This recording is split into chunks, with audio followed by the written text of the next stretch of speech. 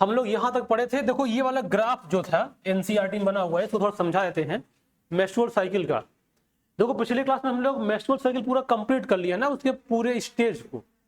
देखो ध्यान समझो, इससे बहुत सारे क्वेश्चन बनेंगे, मतलब एक केस बेस्ड क्वेश्चन बनेगा। तो इस ग्राफ को देख के तुम लोग क्वेश्चन का आंसर कर सकते हो, और अगर लिखना होगा तो लिख भी सकते हो। देखो मेस्ट्रुअल साइकिल में होता क्या है, जो ओवरी वाला पार्ट है उसमें कुछ चेंजेस देखने को मिलता है, जो ओवरी वाला पार्ट है उसमें चेंजेस देखने को मिलेगा, और जो यूटेरस वाला पार्ट है उसमें चेंजेस देखने को मिलेगा। और उसके बाद दो हार्मोन्स होते हैं, एक जो ओवरी वाला हार्मोन्स जिसमें कि दो हार्मोन्स एस्ट्रोजन और प्रोजेस्टेरॉन है, और पिट्यूटरी से निकलता है हार्मोन्स एफएसएच और एलएच। ये दो हार्मोन्स निकलते हैं। इन सभी को समझना है कि ये पूरे टाइम में कब कौन ज्यादा निकलता है और किस समय क्या इवेंट देखने को मिलता है। बात समझ गए ना। देखो यहां से ध्यान से समझो, देखो यहां ना शुरुआत हो रहा है, जब शुरुआत होगा तो उसको कौन सा फेज बोलते हैं,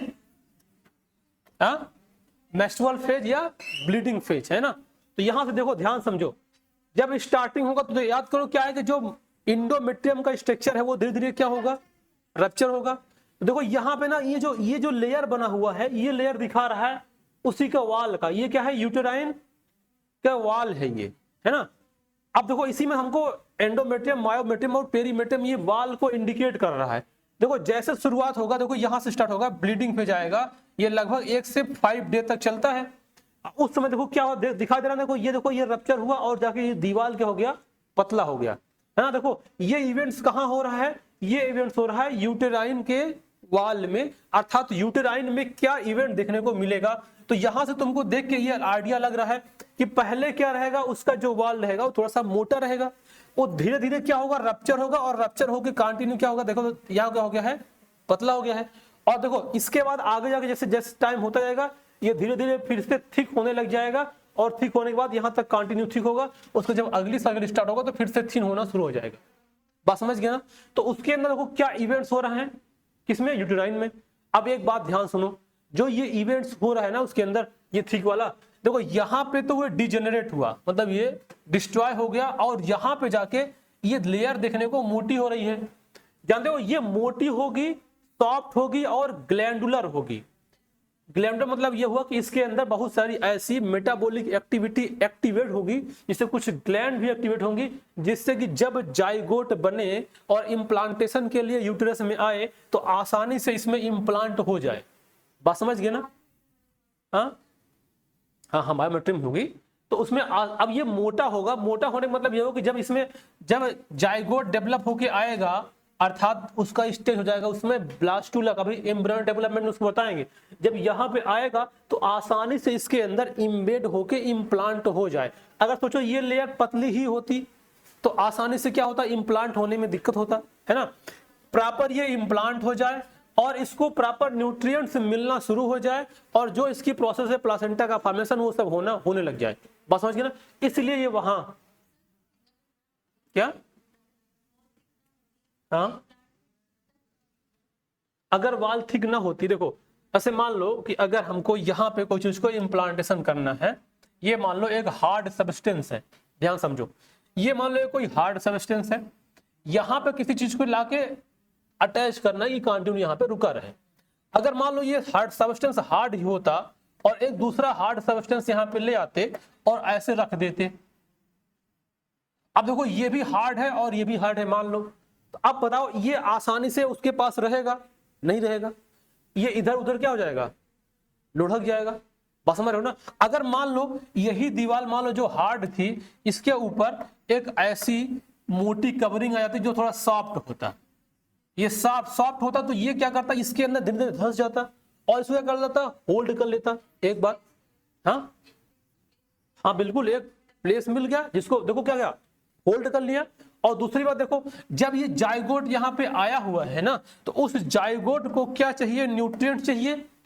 अब बताओ ये हार्ड प्लेट होता तो हो सकता है कि इसमें न्यूट्रिशन कम है, जब ये सॉफ्ट होगा थोड़ा सा थिक होगा तो इसमें बहुत सारी वेसल्स डेवलप होंगी और उसमें ब्लड आएगा, उससे इसको क्या मिलेगा, न्यूट्रिशन मिलेगा।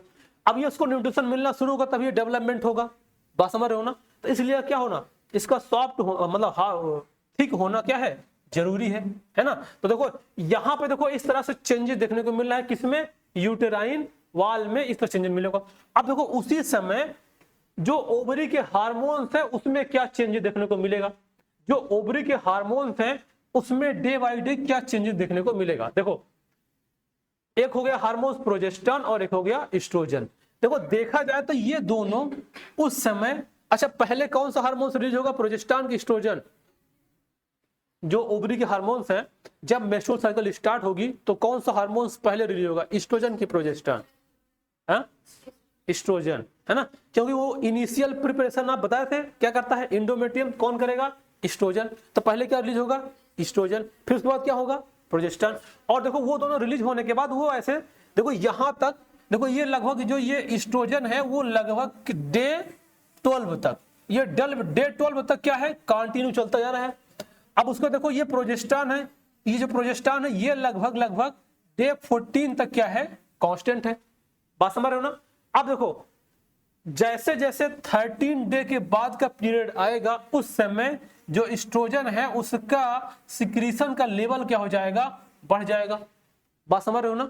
जैसे जैसे ये आगे बनेगा एस्ट्रोजन, डे 13 के बाद से डे आएगा उस समय एस्ट्रोजन का लेवल क्या हो जाएगा, बढ़ जाएगा।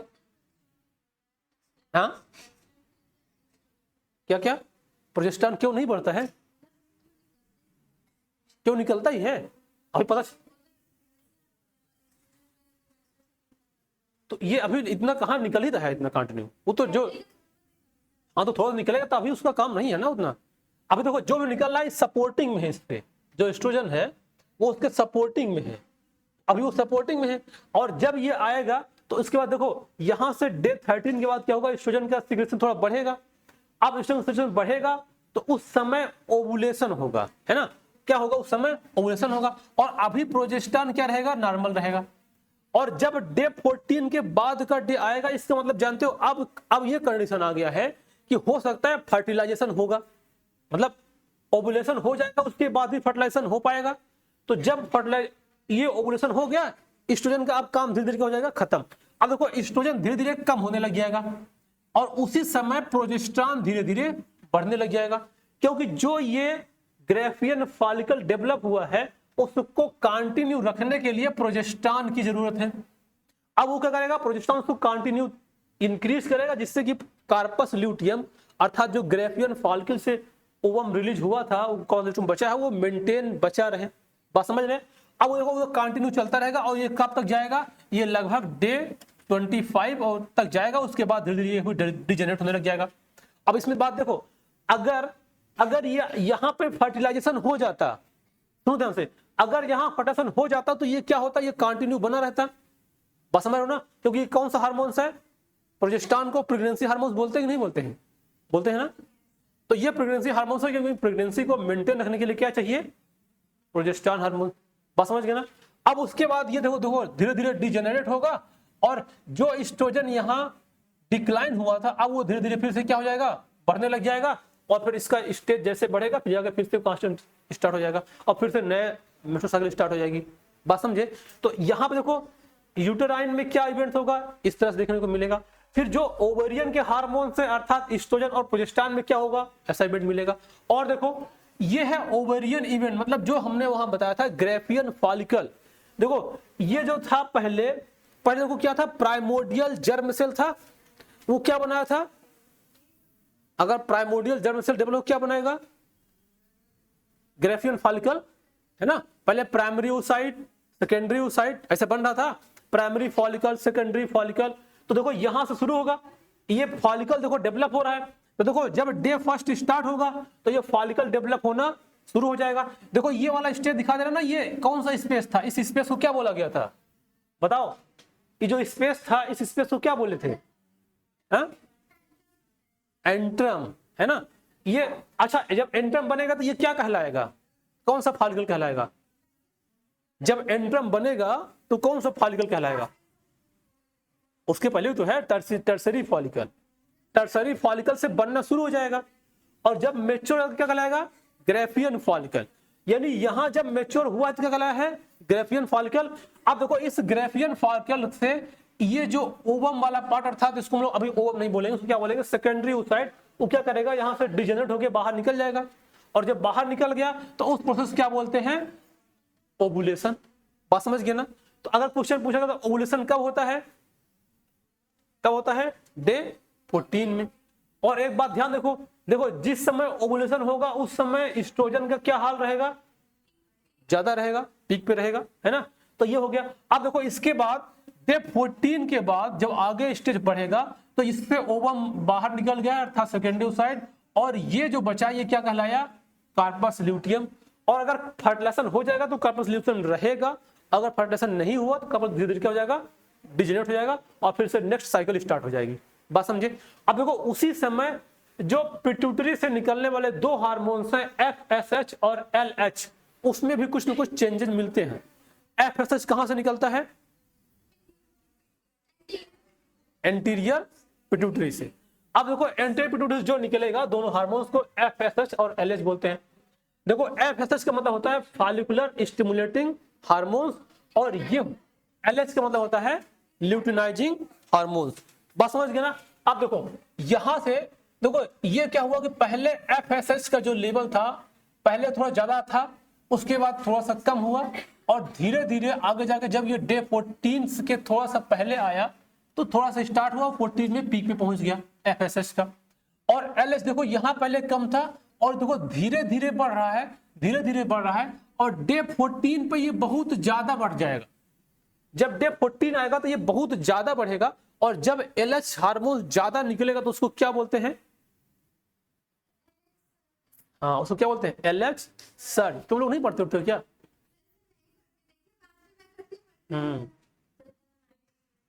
बहुत अच्छा, तुम्हें गिफ्ट देने लायक है, पत्थर उठाए पटक दे तुम्हारे साथ। सुनो ध्यान से आप, लेकिन बात मत किया करो, और तुम्हारे दोस्त लोग हैं उनको डिस्टर्ब हो जाएगा ना। ठीक है तुम पढ़ते हो, मान नहीं पढ़ते, अभी जब टेस्ट लेंगे तब पता लगेगा कौन पढ़ता है, क्योंकि बहुत लोग साइलेंट किलर हैं, क्योंकि बहुत सारे लोग साइलेंट किलर हैं। अब कौन क्या पढ़ता है वो तो हम जब टेस्ट लेंगे तब पता चलेगा ना। तुम्हें क्या लगता है हम बोलते हैं तो बस हम ही उनको आता है, बहुत सारे लोग ऐसे नहीं बोलते हैं उनको आता है। बस समझ गए ना। अब इधर देखो, अब उसको क्या बोलते हैं, LH सर्ज। जब LH सर्ज होगा इसका मतलब क्या होगा, उस दिन क्या होगा, ओवुलेशन होगा। और देखो इसका काम खत्म, LH सर्ज कराने के बाद धीरे धीरे क्या हो जाएगा, डिक्रीज होने लग जाएगा, और धीरे धीरे क्या हो जाएगा, डिक्रीज। एक बात देखो, जो LH है और FSH दोनों देखा जाए ना तो एक एंटागोनिस्टिक काम करते हैं। मतलब जिस समय LH ज्यादा होगा FSH थोड़ा सा कम होगा। बस समझ रहे हो ना, क्या होगा, कम होगा। और यहां पे देखो क्या हुआ, देखो यहां पे फिर से क्रॉस किया, देखो यहां से अब FSH बढ़ने लग गया।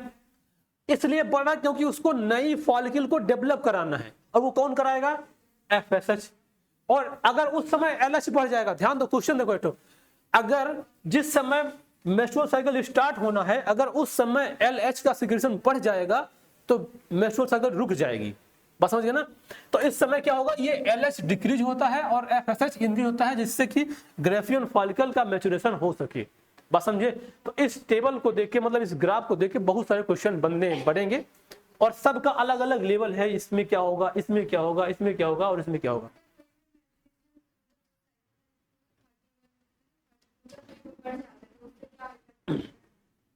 उससे कोई खास इफेक्ट नहीं पड़ता है। जैसे मान लो कि जो हम लोग डाटा पढ़ रहे हैं ये लगभग, ये कहां से है, ये 28 और 29 दिन की है ना मेट्रो साइकिल। अगर मान लो एक दिन, 2 दिन, या लगभग 32 डेटा, जैसे किसी किसी का ना 32 डे तक चलता है। मतलब अगर इतने में आ रहा है तो वो थोड़ा सा अभी नॉर्मल ही है, क्योंकि ये फीमेल टू फीमेल वेरी करता रहता है, किसी में 31, किसी में 32, किसी में 30।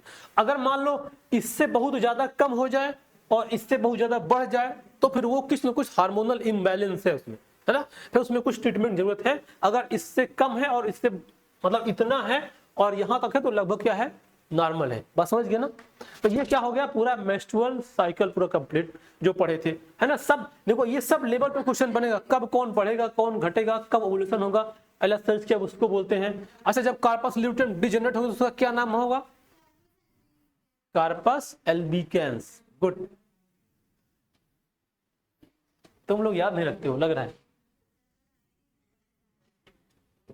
हाँ कौन बोला, हम तो आए थे ना, हम तो आए थे तो हम क्या करें, अब नहीं आए तो तुम लोग हम क्या करें बताओ। समझ गए सब लोग, बात समझ गए, कोई बात नहीं, पढ़ाएंगे दोबारा पढ़ा देंगे, तो रिकॉर्ड हुआ भेजेंगे फिर लेक्चर। अब देखो अब अगला क्या आएगा प्रोसेस, फर्टिलाइजेशन। क्या कल रिकॉर्ड में नहीं भेजे, अभी नहीं भेजेंगे उसको, जो कल रिकॉर्डेड वाला हुआ है ना, देखो जो लोग कल एब्सेंट थे वो हमको उसमें ग्रुप में अपनी ईमेल आईडी लिख देना, उसको ईमेल आईडी भेज देंगे। जब लिखे थे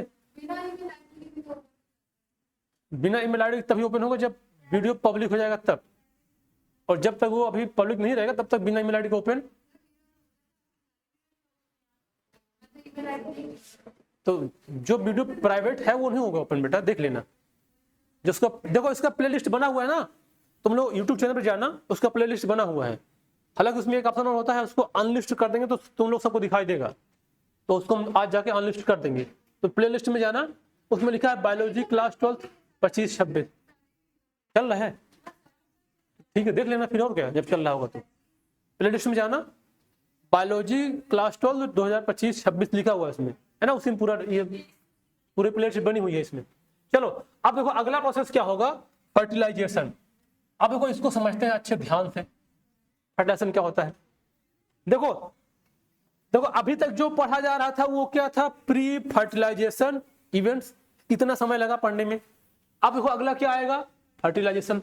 अच्छा फर्टिलाइजेशन के दो टाइप होते हैं, कौन कौन से, हाँ एक्सटर्नल और इंटरनल। ह्यूमन में क्या होता है, एक्सटर्नल फर्टिलाइजेशन, इंटरनल होता है। ह्यूमन में क्या होता है, इंटरनल फर्टिलाइजेशन, मतलब इनसाइड द मदर बॉडी, बात समझ गए ना। फ्रॉग में होता है एक्सटर्नल। अच्छा एक बात और बताओ, अगर जिसमें फर्टिलाइजेशन एक्सटर्नल होगा तो उसके गैमेट में क्या एडाप्टेशन देखने को मिलेगा।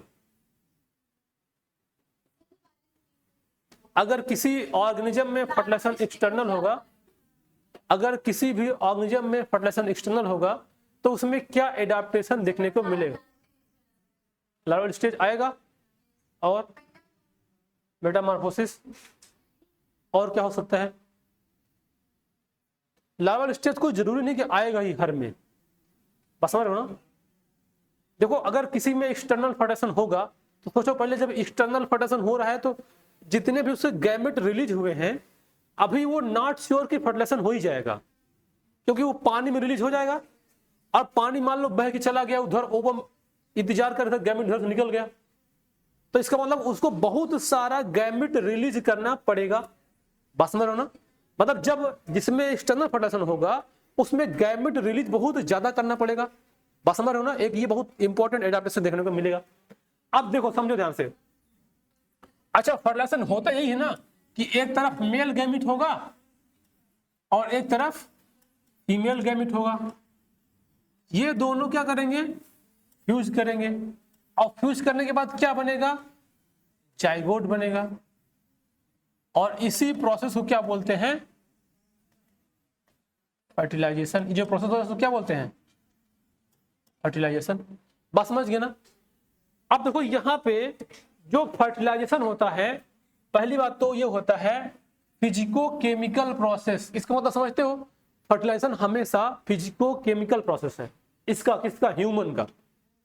फिजिको केमिकल का मतलब ये हुआ कि उसमें देखो एक तो फिजिकली मूव कर रहा है और मूव करके अपने टारगेट तक जाएगा, तो क्या फिजिकल हो गया। और केमिकल मतलब उसमें देखो कुछ ना कुछ केमिकल रिएक्शन होगा, जैसे उसके स्पर्म के ऊपर हेड में एक होता है एक्रोसोम, जहां होता है स्पर्म लाइसिन, वो क्या करेगा, ओवम के वाल को डिजेनरेट करेगा, तो क्या रिलीज करेगा, केमिकल, तो क्या हो गया, केमिकली, तो क्या बोलेगा, फिजियो केमिकल प्रोसेस, है ना। अब देखो इन ह्यूमन फर्टिलाइजेशन क्या होता है, ये इंटरनल होता है इनसाइड द मदर बॉडी, और कहाँ होता है, fallopian tube, in case of human, मतलब फैलोपियन ट्यूब में, और फैलोपियन ट्यूब में कहाँ पे, जंक्शन ऑफ एम्पुला एंड स्टमस, है ना, यहाँ पे। अब देखो the process by which sperm is made competent to swing and to fertilize the ovum, it is species, मतलब it is known as the capacitation। देखो जब स्पर्म इजाकुलेशन के थ्रू किसी भी फीमेल के रिप्रोडक्टिव पार्ट में रिलीज होता है तो उसके बाद स्पर्म अपने आप को मतलब कैपेसिटेटिव करता है, मतलब अपने आप को क्या करता है, हेल्दी बनाता है कि हमको वहां तक जाना है, मतलब अपने आप को मेच्योर करेगा, और उस पूरे प्रोसेस को क्या बोलते हैं, कैपेसिटेशन। बात समझ गए ना, इस बात को याद रखना। मतलब क्या होगा, कैपेसिटेशन, जब स्पर्म अपने आप को कॉम्पिटेंट बनाएगा कि हम वहां मूव करके टारगेट तक पहुंच पाएंगे, तो उस प्रोसेस क्या बोलते हैं, कैपेसिटेशन। जैसे एग्जांपल देखो, जैसे मान लो तुम लोग को तैरना आता है, तैरना स्विमिंग करना आता है, किसी को नहीं आता, जिंदगी बर्बाद है तुम, और क्या, 2 बार नदी पार कर चुके हैं तैर के, तुम ऐसे बता रहे हो, थोड़ी बताती है ना। सुनो ध्यान से, जैसे मान लो तुम लोग को बोल दिया आज तुमको तैर के नदी पार करना है, हाँ मान लो किसी तरह से बोल तुमको आज इस पुल नहीं है, नदी पार करना है, तो अगर जिसको तैरना, बात नहीं, जिसको तैरना आएगा वो तो कूद जाएगा, डाक निकल लेगा, और जिसको नहीं आएगा कुछ ना कुछ इंतजाम करेगा, बस समझ ना, बोट ले आएगा या कुछ ऐसा कपड़ा पहना जिससे डूबे ना, ऐसे करते करते जाएगा। तो वो अपने आप क्या कर रहा है, प्रिपेयर कर रहा है अपने टारगेट पर पहुंचने के लिए। ऐसे स्पर्म भी होता है, जब रिलीज हुआ और जैसे वहां जब पहुंचेगा उसके पहले कुछ ना कुछ अपने अंदर चेंजेस लाता है, उस चेंजेस क्या बोलते हैं, कैपेसिटेशन। बात समझ गए ना।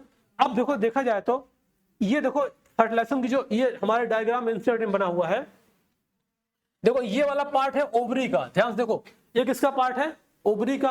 देखो ये दिखाई दे रहा है ना, ये देखो यहां से क्या हुआ, ओवुलेशन, और क्या हो गया, सेकेंडरी साइड बाहर निकल गया, और ये देखो धीरे धीरे ये यहां तक पहुंचेगा। अच्छा, इसका जो फीमेल गैमेट होता है वो मोटाइल है कि नॉन मोटाइल, हाँ, तो यहां से निकल के यहां कैसे आ गया,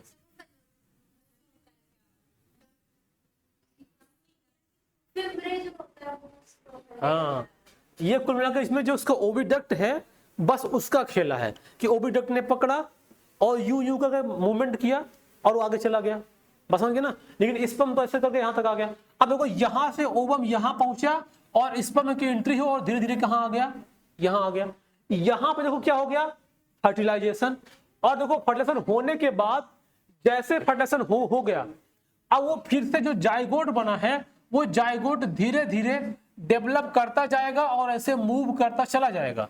जाइगोट क्या करेगा, जाइगोट यहां बन जाएगा और जाइगोट बनने के बाद डेवलप करता जाएगा और मूवमेंट करता चला जाएगा और जाके यहां पे आके इम्प्लांट हो जाएगा।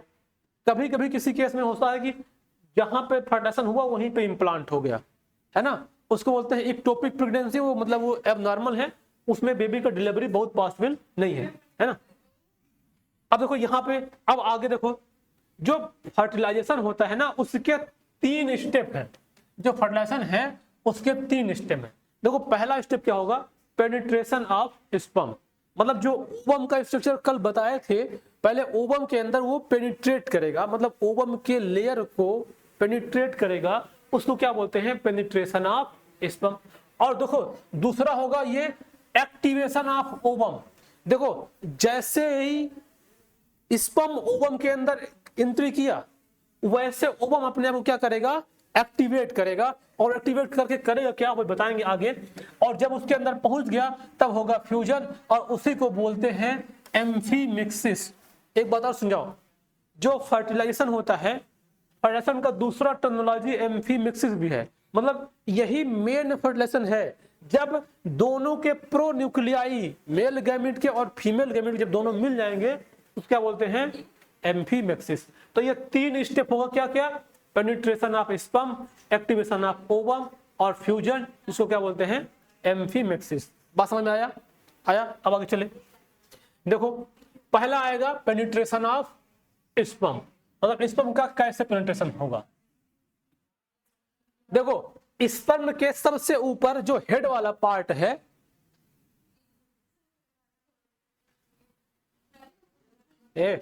बात नहीं करो तुमको भगा देंगे यहां से, सामने बैठो।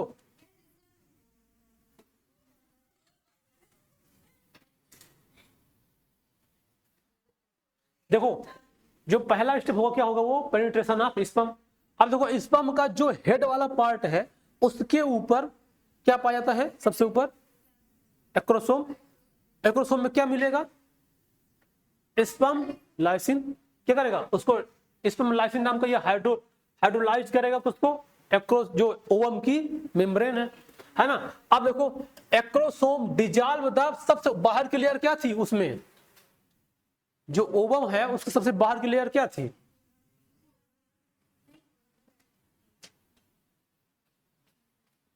बताओ, देख लिया क्या, सबसे बाहर की लेयर क्या है, कोरोना रेडिएटा, उसके बाद आएगी जोना पेलुसिडा, फिर क्या आएगी वेटिलाइन मेम्ब्रेन, है ना, वो प्रीवेटिलाइन मेम्ब्रेन।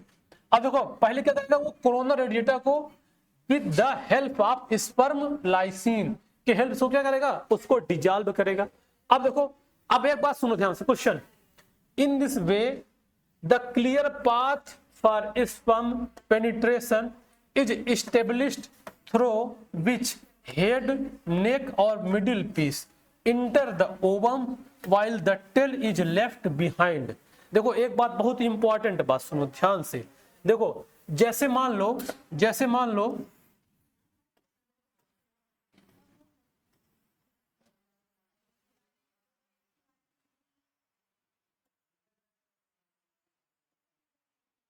देखो ये मान लो ओवम की लेयर है, ध्यान समझो, देखो ये मान लो ओवम की लेयर है, इसमें बहुत सारे स्पर्म आके क्या हो जाएंगे, अटैच हो जाएंगे। अब इसके बाद क्या होगा कि एक स्पर्म आएगा, उसका जो टेल वाला पार्ट है वो लगभग यहां तक आएगा, और उसका जो मिडिल पीस है और उसका जो नेक है और उसका जो हेड है, मतलब मिडिल पीस, नेक और हेड, ये तीनों क्या हो जाएंगे, इंटर हो जाएंगे, और जो टेल वाला पोर्शन है ये यहीं पे आके क्या हो जाएगा, बाहर, मतलब बाहर नहीं निकल जाएगा, वहीं पे चिपका रहेगा। अब बाहर अगर निकल जाता, सोचो अगर वो बाहर निकल जाता तो एक पाथ क्लियर बन जाता, दूसरा स्पर्म उसके एंट्री कर जाता, तो वो ब्लॉकेज भी करेगा कि दूसरा स्पर्म एंट्री न करने पाए, उसको बोलते हैं प्रिवेंट द पॉलीमर्नी, मतलब पॉलीमर्नी को रोकता है, मतलब पॉलीफर्म, कई बार दूसरा कोई स्पर्म ना एंट्री कर जाए, उसको यहाँ पे ब्लॉकेज करने के लिए टेल यहीं पे लगाया जाता है।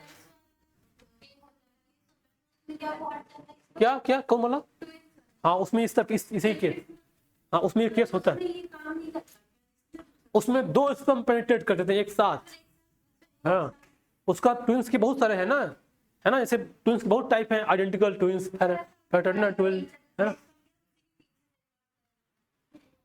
अब ये सब देखो बहुत वो सब केस है, ये सब कोई देखने नहीं आता वहां पे कौन पीछे गया कि बगल से गया, हाँ आप बताएंगे ना, अभी ट्विंस पढ़ाएंगे तो जानवाएंगे, कहे परेशान हो, अरे तुमको सब जानवाएंगे, परेशान ना हो, पहले इसको पढ़ तो लो तो जानोगे।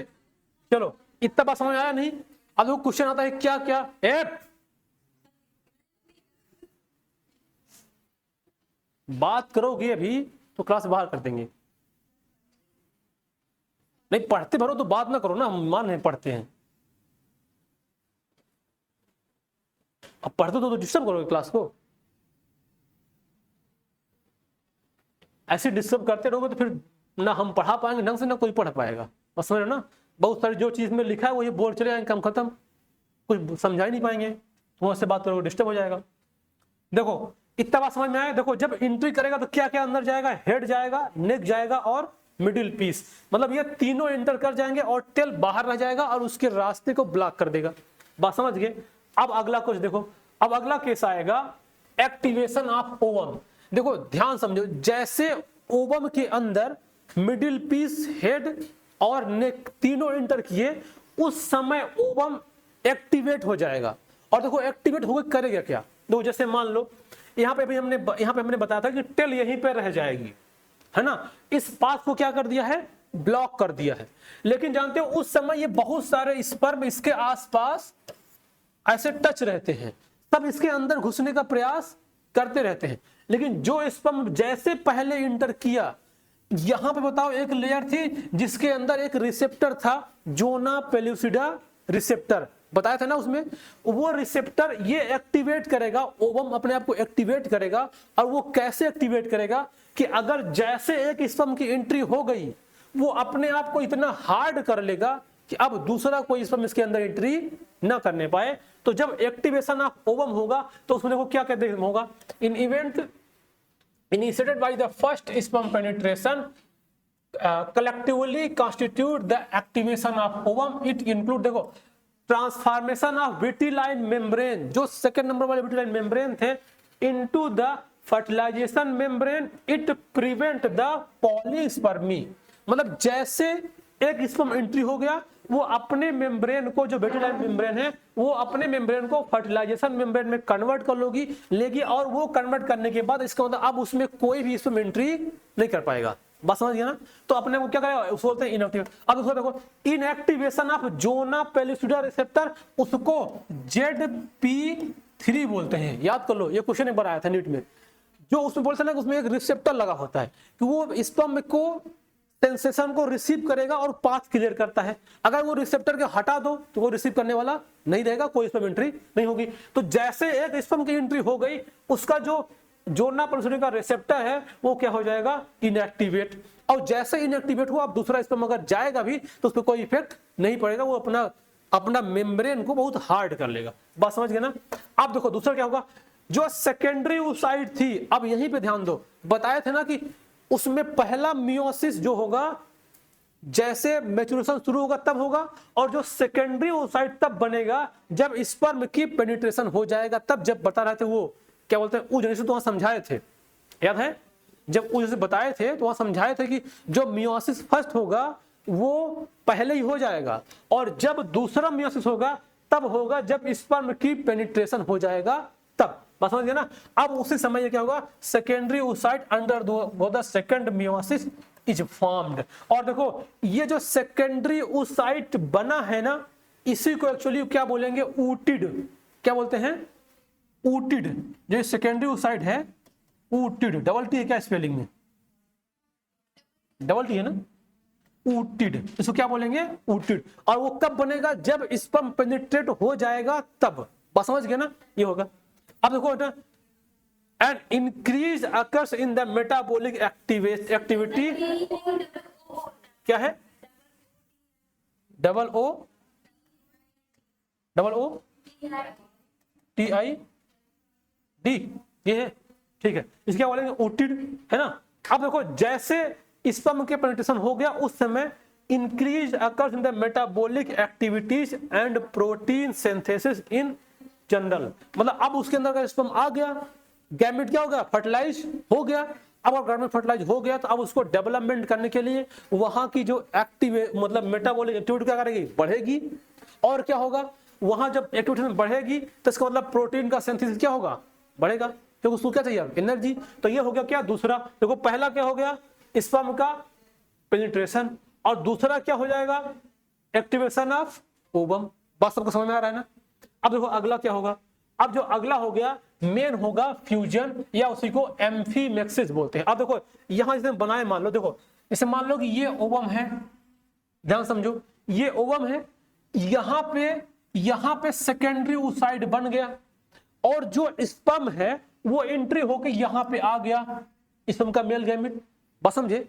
अब देखो इसके मेल गैमेट के अंदर और ये जो सेकेंडरी ओसाइट अर्थात ऊटिड बना है, इसके अंदर भी अपना अपना क्या होगा, न्यूक्लियस होगा। यही दोनों न्यूक्लियस मेन क्या करेगा, फ्यूज करेगा। तो अब देखो जो ये है, जो ये मेल का गैमेट इधर आया है, इसको मेल प्रोन्यूक्लियाई बोलेंगे, और इसका फीमेल प्रोन्यूक्लियाई। अब इसके दोनों प्रोन्यूक्लियाई फ्यूज करके जो बनाएगा वो क्या कहलाएगा, अब पूरा कंप्लीट क्या कहलाएगा, जाइगोट। अब जो ये पूरा बन गया क्या कहलाएगा, जाइगोट।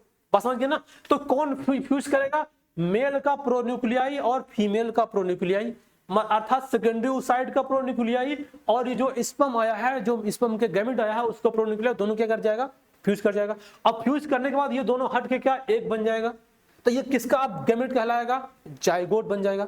बात समझ गया ना।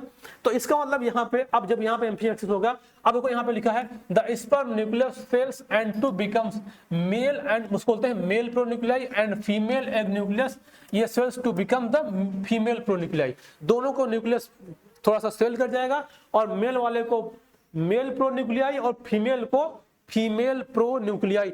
अच्छा जानते हो इस टेक्नोलॉजी का मतलब, देखो जिस मेल का मतलब जो मेल गैमेट आया है, अब ये जो मिल के एक नई लाइफ बनाने जा रहा है, वो क्या है, न्यूक्लियस है। है ना, वो क्या है, न्यूक्लियस है, और दूसरा ये भी क्या है, न्यूक्लियस है, तो इसलिए प्रो न्यूक्लियस लिखा है, मतलब जो सबसे पहले न्यूक्लियस फ्यूज करके एक सेल बनेगा उसको क्या बोलते हैं, प्रो न्यूक्लियाई। बात समझे? हाँ बोलो।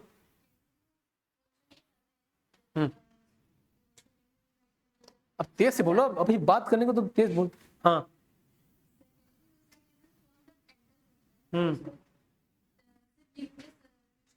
हाँ कौन, नेक, वो सब डिजेनरेट हो जाएगा, जितने भी आए हैं ना वो सब, उसको कैरियर है, उसको लेके आए हैं उसको एनर्जी देने के लिए, वो सब डिजेनरेट हो जाएगा, है ना। मेन जो फ्यूज करेगा वो न्यूक्लियस फ्यूज करेगा, जितने भी पार्ट आए हैं सब डिजेनरेट होना है।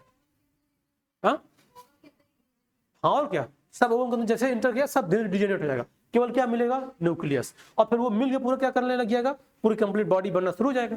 बात समझ गए ना। अब देखो यहाँ पे बोथ द न्यूक्लियर मेम्ब्रेन, ये देखो distinguish which is followed by the fusion of both pronuclei, this is called amphimixis, है ना, एम्फीमेक्सिस। और देखो result first diploid cell called zygote, और जो जाइगोट बनेगा उसके न्यूक्लियस को सिंकैरियन बोलते हैं, ये भी ध्यान रखना। जो जाइगोट पहला बना है, अर्थात जो लाइफ की पहली डिप्लॉयड सेल बनी है, उस सेल के न्यूक्लियस को क्या बोलते हैं, सिंकैरियन। बात समझे ना। और तो इस तरह से क्या हो जाएगा, फर्टिलाइजेशन की प्रोसेस कंप्लीट हो जाएगी। अब देखो समझ में सबको आया, प्रोसेस समझ में आया। अब देखो एक ठो वीडियो शायद इसमें कहीं इंटर किए थे, ये है देखो, अब इसमें थोड़ा सा एनिमेशन में दिखाया वो कैसे इंटर करके दो न्यूक्लियस कैसे मिलते हैं, है ना, दिखाई दे रहा है सबको ना, ये अभी चले दिखाई देगा, स्क्रीनशॉट नहीं है बेटा, ये वाली लाइट थोड़ा बंद करो तो, एक सेकंड रुको, वो वाली स्विच मत दबा देना, रुको रुको रुको रुको रुको, तुम बता रहे जो सेकंड वाली है ना उसको मत ऑन ऑफ कर देना, जो सेकंड वाली उधर से, हाँ उसको छू, हाँ बंद करो उसको बस। अब देखो इसमें बात नहीं करना है। अब देखो बहुत सारे इसमें रिलीज हुआ ना, ये इसको क्या बोलते हैं, इसको बोलते हैं कंपटीशन, देख रहे हो सब रेस में चल रहे हैं कंपटीशन में। अब देखो इतने, देखो ऐसा केस देखने को मिलता है, बहुत सारे जो स्पर्म है इसके पास देखो आ गए हैं, अब सारे इंटर थोड़ी कर पाएंगे, अब जो इंटर कर जाएगा उसके बाद वो अपने आप को क्या कर लेगा, चेंज कर लेगा, है ना। ये देखो अब इसमें से अब दिखाएगा इसको ट्रेस काट के, ये देखो एक स्पर्म इंटर कर रहा है, बाकी सारे क्या हो नहीं कर पा रहे हैं, है ना। देखा ना ये जो लेयर था इसको क्या पूरे उसको क्या कर दिया, ब्रेक कर दिया। अब ब्रेक करने के बाद एक पाथ बना, और ये पाथ जो बना ये देखो, अब देखो दिख रहा है ना यहाँ से, देखो ये मिडिल पीस, नेक और हेड ये तीनों अंदर आ गए, और बाकी इसके ऊपर जो टेल है वो क्या है, बाहर रह गया, उसे स्पेस क्या करेगा, रोकेगा, है ना। अब देखो यहाँ पे ये देखो आ गया। अब ये जो स्पर्म आया है इसके न्यूक्लियस को क्या बोलेंगे बताओ, जहां न्यूक्लियस रहेगा मेल प्रो न्यूक्लियाई, और इधर आगे चल के देखेंगे इसके ऊपर जो है क्या रहेगा, फीमेल प्रो न्यूक्लियाई, दोनों क्या कर जाएगा, अब ये फ्यूज करेगा। अब देखो कैसे फ्यूज करेगा, अब फ्यूजन के बाद देखो इस तरह से डिवीजन होता है, 2 से 4, 4 से 8, और 8 16 32 से चलता जाएगा, और ये डेवलपमेंट करता जाएगा, और धीरे धीरे ये देखो मूव भी कर रहा है, देखो कहाँ मूव कर रहा है, फैलोपियन ट्यूब जहां पे फर्टिलाइजेशन हुआ था वहां से मूव करता चला जाएगा, अब कहां आएगा, यूट्रस में। देखो कभी कभी ऐसा होता है ना कि ये जहां फर्टिलाइज किया वहीं पे क्या हो गया, डेवलप होना शुरू हो गया, मतलब इम्प्लांट हो गया, उसको बोलते हैं इक्टोपिक प्रेगनेंसी। क्या बोलते हैं, इक्टोपिक प्रेगनेंसी, उसको क्या बोलते हैं, अगर जहां मान लो फर्टिलाइज हुआ अगर वहीं पे ये रुक गया तो उसको क्या बोलते हैं, इक्टोपिक प्रेगनेंसी। हाँ है बिल्कुल एबनॉर्मल है वो, बिल्कुल वो उसकी डिलीवरी नहीं होने वाली है, वो क्या है, एबनॉर्मल कंडीशन। अब सोचो अगर फैलोपियन ट्यूब में ही बेबी डेवलप होने लग गया तो वहां पे स्पेस कम है, अब वो कब तक डेवलप होगा, और जहां उसका साइज बढ़ा फैलोपियन ट्यूब क्या हो जाएगी, फट जाएगी, और उसका यूट्रस डैमेज हो जाएगा, और क्या हो जाएगा उसके बाद उस लेडी का भी क्या हो सकता है, डेथ हो सकता है। तो इसीलिए अगर प्रेगनेंसी टॉपिक है तो फिर वो उसको एबॉर्ट करवाना ही पड़ेगा, है ना, वो 100% है, उसको एबार्ट करवाना ही पड़ेगा, नहीं दिया तो फिर सर्जरी, चाहे सर्जरी उसको हटा दो या तो उसको एबार्ट करवा दो। बात समझ गए ना। अच्छा जानते हो जो इक्टोपिक वर्ड है, या एक बात और सुन लो, जो इक्टोपिक वर्ड है ना वो कॉमन है। अगर मान लो कोई भी ऑर्गन अपने स्थान पे नहीं है ना, अगर मान लो जो ऑर्गन जहां पे होना चाहिए अगर वो नहीं है तो उसको इक्टोपिक बोलते हैं। जैसे किसी किसी मान लो कि लीवर जहां होना चाहिए वहां नहीं है तो बोलते हैं इक्टोपिक लीवर। बस समझ रहे हो ना, इक्टोपिक वर्ड क्या है, कॉमन है।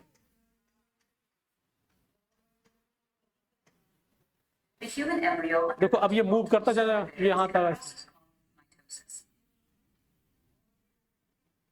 अच्छा इसमें अब क्या होगा, माइटोसिस की मियोसिस, अच्छा लिखा है क्या?